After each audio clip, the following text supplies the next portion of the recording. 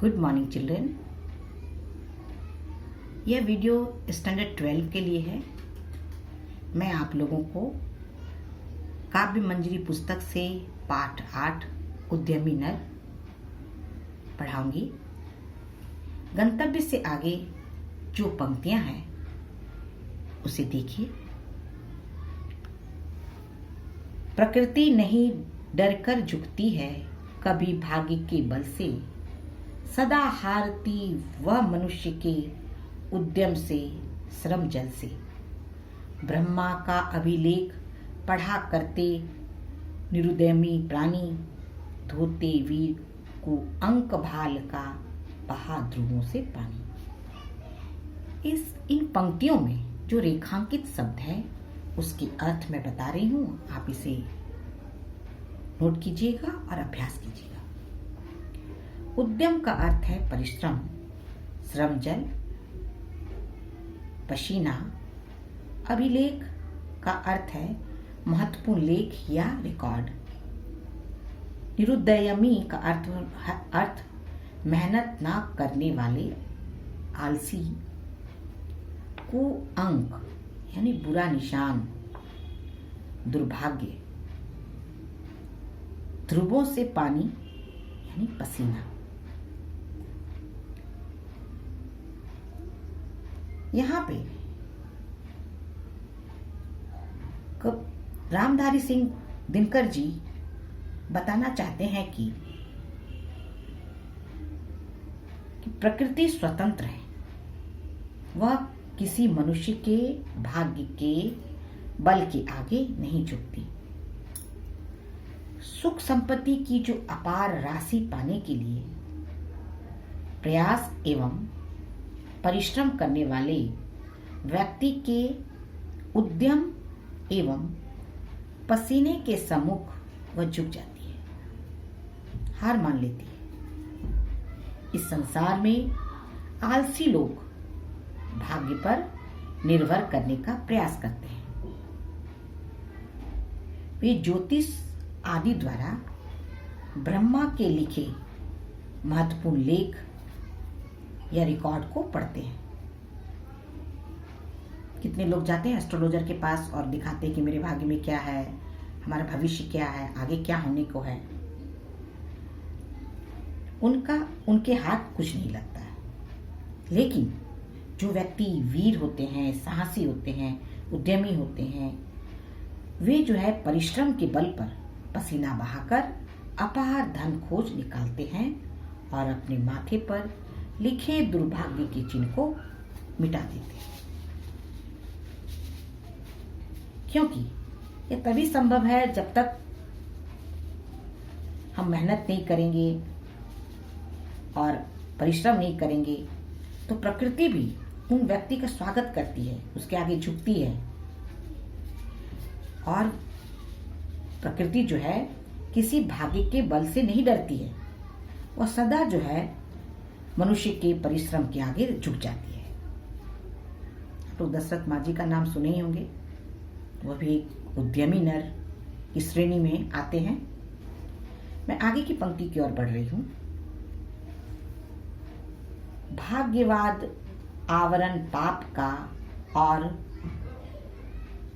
शस्त्र शोषण का, जिससे रखता दवा एक जन से भाग दूसरे जन का।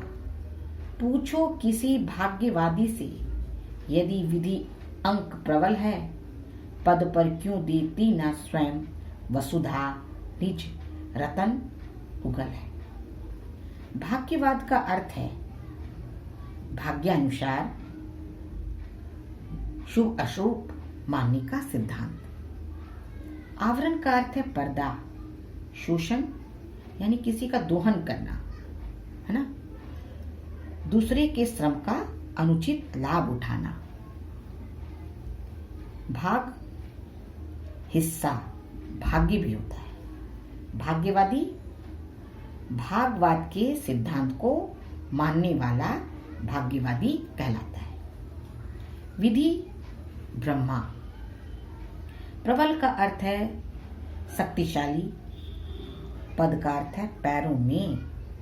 वसुधा पृथ्वी, निज, अपना, रतन का अर्थ है रत्न।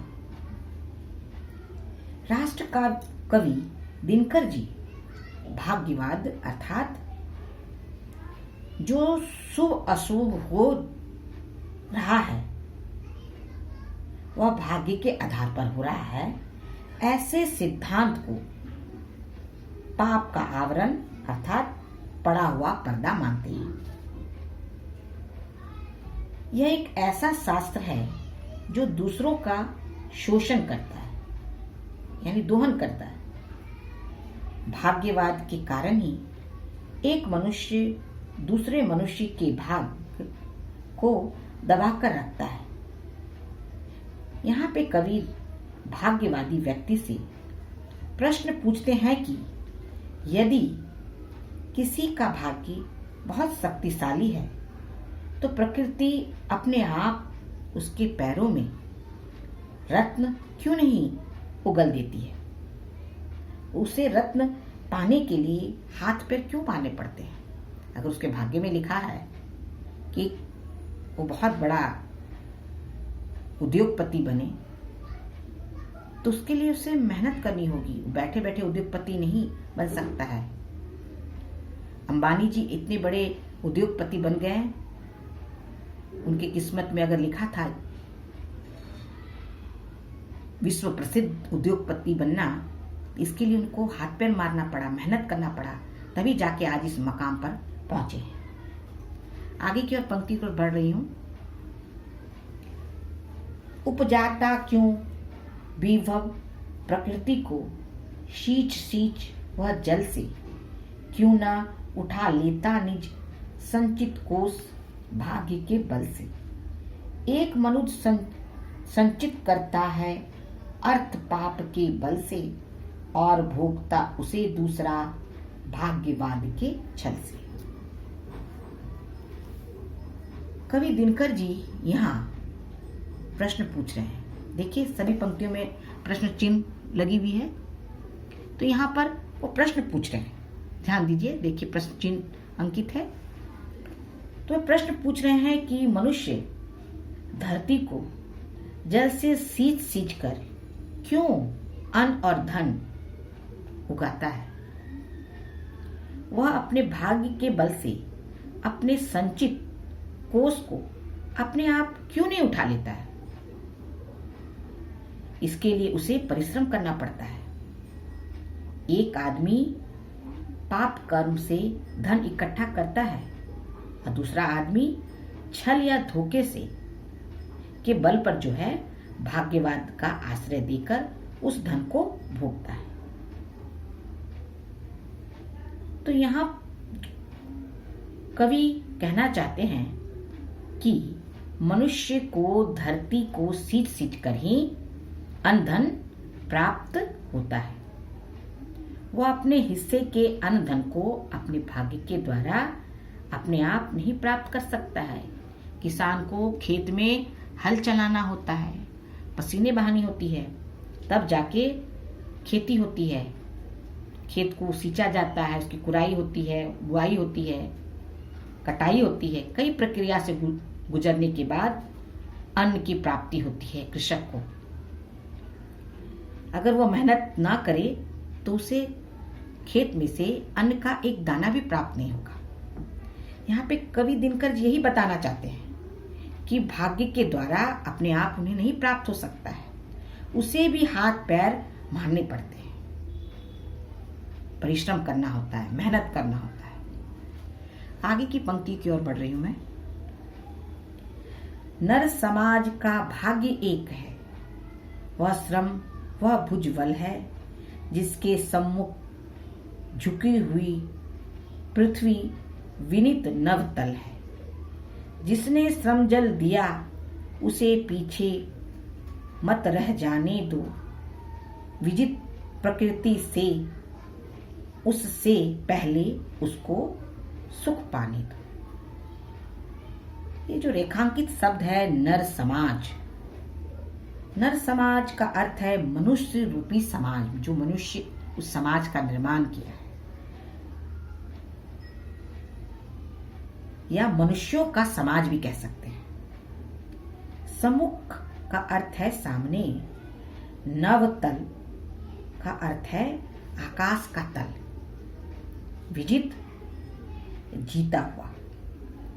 इन पंक्तियों में कवि जो है रामधारी सिंह दिनकर जी अपने विचार प्रकट कर रहे हैं कि यहाँ धरती पर सब मनुष्यों का एक जैसा भाग्य है। भाग्य एक जैसा होते हुए भी जो मनुष्य परिश्रम करता है और कुछ पाने के लिए भुजाओं की शक्ति का प्रयोग करता है, उस व्यक्ति के सामने धरती झुक जाती है।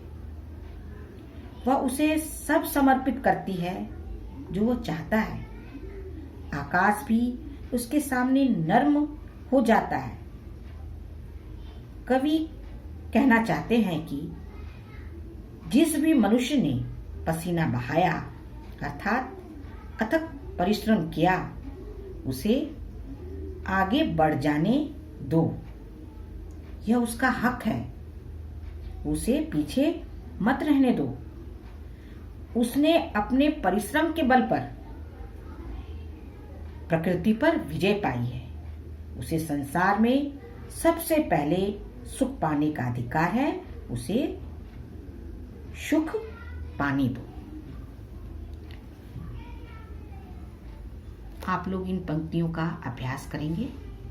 धन्यवाद चिल्ड्रन।